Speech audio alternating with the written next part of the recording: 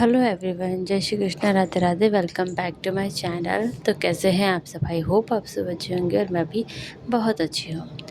तो बस आज का ये हमारा नए दिन की शुरुआत हो चुकी है और आज के दिन बड़ा ही प्यारा और सुकून भरा था, क्योंकि जब भी मैं अगर सिलाई करती हूँ तो मुझे काफ़ी अच्छा लगता है। और आज के दिन की स्पेशल बात ये है कि सुबह सुबह ही काफ़ी सिलाई आ गई थी और सिलाई करने से मुझे बहुत अच्छा लगता है, क्योंकि जब मेरे खुद के पैसे होते हैं ना तो मुझे बड़ा अच्छा लगता है। उसी वजह से मैं अपने पैसे बचाने की पूरी से पूरी कोशिश करती हूँ।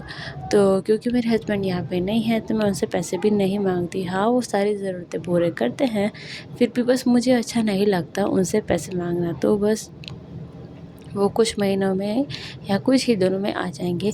तो जितने यहाँ पे मैं अकेली ही हूँ और मेरा मन काफ़ी लगता नहीं है, टीवी भी चलती नहीं है, फ़ोन है जो हम दिन भर देख नहीं सकते। तो रहा मेरे घर का काम, बच्चों को संभालना और सिलाई करना। तो बच्चों को तो मेरी सासू माँ है तो वो संभाल लेते हैं, और जो घर का काम ख़त्म हो जाता है 10-11 बजे ख़त्म हो जाता है। तो उन सबको काम को ख़त्म करते हुए मैं उसके बाद जो टाइम मिलता है मैं अपने कपड़े सिलती हूँ। और आपको आपको पता ही होगा, जो काम करती है वुमेन, जो अपने पैसे बचत करती है या थोड़ी-सी भी इनकम उनकी आती है कहीं से, तो उनको बड़ा सुकून मिलता है कि हम भी कुछ तो कमाते ही हैं, ऐसे फ्री की रोटियाँ नहीं खाते हैं। हाँ, वैसे कोई मना तो नहीं करता है, पर एक खुद की कमाई का एहसास ही अलग होता है। तो बस आज यहाँ सुबह ही कोई सिलाई आ गई थी तो मैं काफ़ी खुश थी। चलो, सोचा कि सारा काम ख़त्म करने के बाद मैं अपने आराम से कपड़े सिलूँगी, क्योंकि मुझे आराम करना नहीं, सिलाई करना ज़्यादा अच्छा लगता है। जब मैं सिलाई करती हूँ तो मुझे ऐसा लगता है हाँ, मैं सच में अब आराम कर रही हूँ। तो इसी वजह से मैं सिलाई काफ़ी अच्छी लगती है मुझे करना। तो बस, और मेरे हाथों में, मैं पहले नहीं सिल पाती थी पर अब काफ़ी अच्छी सिलाई है आती है और सफाई भी आती है हाथों में। तो फिर आसपास के लोगों को भी पता चलने लगा है कि मैं कपड़े सिलती हूँ, तो वो आते हैं। बाकी अदरवाइज़ मैं अपने घर के कामों में खुश हूँ, पर सिलाई आती है तो मैं ज़्यादा खुश हो जाती हूँ। तो यहाँ बस मैं जितनी हो सके उतनी जल्दी कोशिश करती हूँ कि मेरा जितना भी छोटा-मोटा काम है वो मैं सुबह का, शाम का या दोपहर का जो भी काम है वो अकेले ही ख़त्म करूँ। मैं किसी की ज़्यादातर हेल्प नहीं लेती हूँ, क्योंकि सबके अपने-अपने पर्सनल बहुत काम होते हैं, तो मैं किसी को डिस्टर्ब नहीं करती। मेरी शुरुआत से यही आदत है कि मेरे से मेरा जितना काम पॉसिबल हो सके मैं अकेले ही करूँ, बिना किसी की हेल्प के।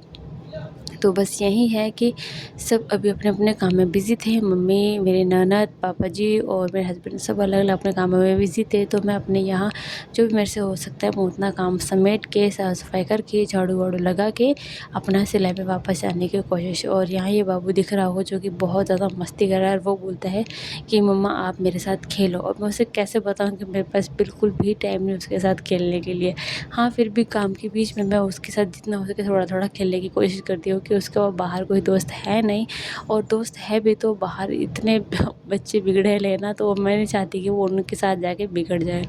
तो बस उसको जितना हो सके मैं यहाँ पे सिखा रही हूँ कि तुम ऐसे खेलो, या मैं बॉल मारती हूँ, तुम जाके बैट से लेकर आओ। तो बस उसको मैं यही सिखाने की कोशिश में। और यहाँ मैं सफाई कर रही हूँ शाम की, क्योंकि फिर यहाँ पे बकरियाँ बंधती है ना, तो फिर कचरा होता है तो वो ज़्यादा कचरा कर देती है। इसी वजह से मैं साफ़-सफ़ाई टाइम पे करती हूँ। और क्योंकि शाम के यहाँ बज चुके हैं 5 या 6, तो यहाँ पे मैं बात कर रही हूँ, एक सिलाई वाली और आई थी शाम को, तो फिर वो बोल रही थी कि आप मेरे कपड़े सिल दोगे?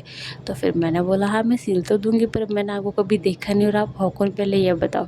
तो उसने कुछ ज़्यादा बताया तो नहीं, बस उसने बोला कि मैं सुबह आऊँगी तो मैं आपको नाप दे दूँगी, तो मैं सुबह आऊँगी। मैं कहा ठीक है, आप सुबह आ जाना, ओके। पर मेरे गाँव में ज़्यादातर लोग ऐसे हैं, जिनको मैंने शक्ल तक नहीं देखी है, मैं किसी को जानती तक नहीं।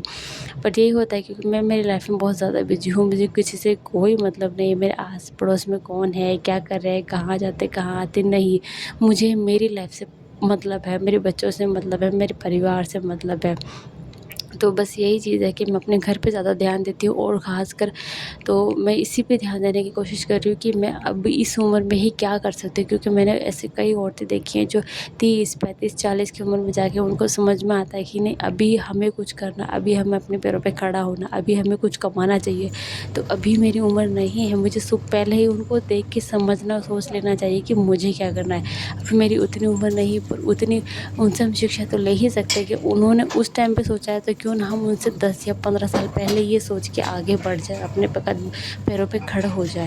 तो बस वही चीज़ मैं सोच के जितना उसके टाइम बचा के अपने, मेरे बच्चे मेरे सासू में रख लेती हूँ, उस टाइम को बचा के मैं सिलाई करती हूँ, वीडियोज़ डालती हूँ यूट्यूब पे, जो मुझे काफ़ी पसंद है। मैं वो सारे काम करने की पूरी से पूरी कोशिश करती हूँ, क्योंकि अभी आपके पास हाथ पैरों में भी ताकत है, आप सब काम करने की कोशिश कर सकते हो, क्योंकि बुढ़ापा आने के बाद से आपके पैर दर्द होंगे, आपका मन नहीं लगेगा। तो जितना हो सके उतना आप इसी टाइम को यूज़ कीजिए और जो आपको पसंद है वो काम कर दीजिए, सोचिए मत, क्योंकि रिज़ल्ट होगा तो अगर आप अच्छा काम करोगे तो रिज़ल्ट बेहतर ही आएगा। 1 साल 2 साल या 3 साल बाद आएगा रिज़ल्ट, पर बेटर आएगा। तो मैं यही कोशिश करती हूँ करने की कि जितना मेरे से हो सके, जो मैंने सोचा है, जो मेरी चाहतें थी, जो मैं अभी कंप्लीट करना चाहती हूँ, पर अच्छे वे में, जैसे आध्यात्म हुआ या यूट्यूब वीडियो हुआ या सिलाई को लेकर हुआ, जो पसंद है मुझे। Thank you for watching.